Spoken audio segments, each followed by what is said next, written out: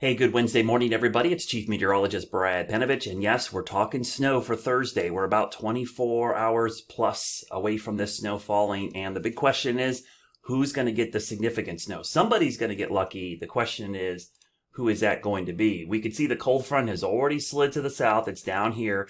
Cold air is now infiltrating the Carolinas. You're going to feel the temperature falling most of the day. The high happened at midnight while a lot of us were sleeping. The heart of this cold air is up here in the Midwest and the Great Plains. This is a pretty big Arctic outbreak, considering this winter's been so mild. But the center is still back to the west, but it's a big enough high that it's going to supply enough cold air to make this a winter event. I'd love to see this high closer. That would be even better. But we may not need it because there's a piece of energy diving down with the subtropical jet stream that might help produce its own cold air. What I mean by that is it's going to help pull some cold air down from the surface. So let's take a look at the evolution of this thing, looking at the guidance. So we'll go through today. The front's to the south. It stalls, basically. So you see it down there to the south. Look at this piece of energy. You can see it right here. This piece of energy is coming in the mid and upper levels. We've got a surface low that's going to form along the front, and a new low pressure is going to form right there. So you've got three moving parts right there that make this a tough forecast. But we know they're going to come together somewhere. The question is the timing and the location. So we'll go through the overnight hours. We get towards about 6 a.m. tomorrow. We could see light rain develop. I think this is overdone. I think a lot of this won't be reaching the ground. It's probably going to be more in there than the first batch. And again, a lot of this will likely start as rain tomorrow morning because temperatures are going to be closer to 40 degrees. But as we go through the day, two things happen. Cold air moves in from the north and west, but at the same time, the cold air in the mid-levels of the atmosphere start being brought down to the surface through a process we call wet bulbing. Essentially, it's evaporative cooling and dynamic cooling through the atmosphere that drags or actually produces cold air from the mid-levels and brings it closer to the surface. Especially when you have heavy precipitation, this happens. So actually, the heavier this gets, the better the chance we switch over to snow. And the temperature may never reach freezing at the surface. It doesn't matter. It just has to get cold enough close to the ground where the snowflakes are able to survive the trip down to the surface. So this actually starts to happen, I think, roughly around midday tomorrow, so around noon. So this is probably overdone, but I'm going to show you this because I want to explain some things going on with the guidance here.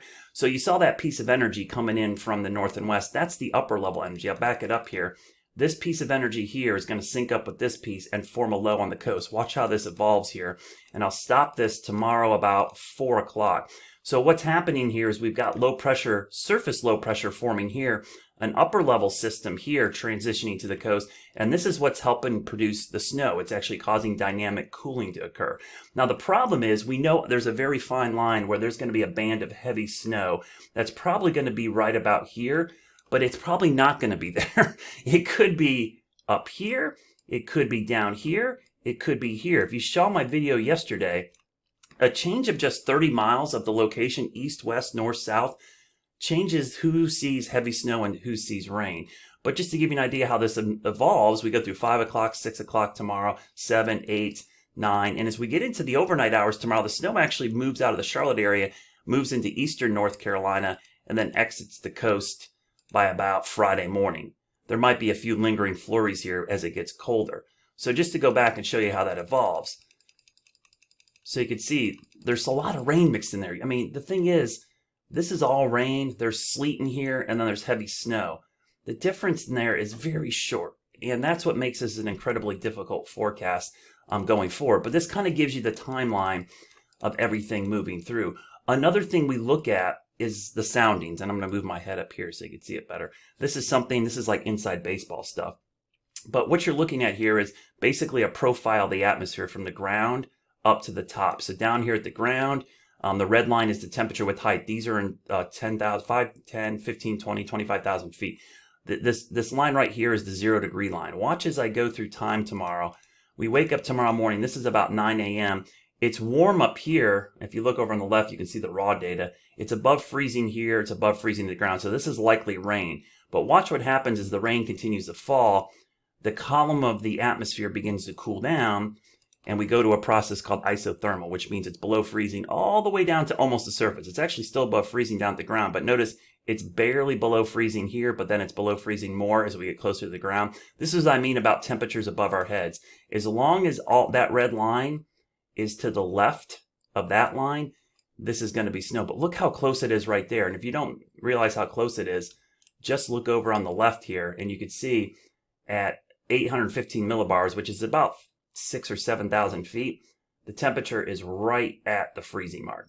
So a tenth of a degree difference there changes this to sleet or wet snow. That's a very fine line.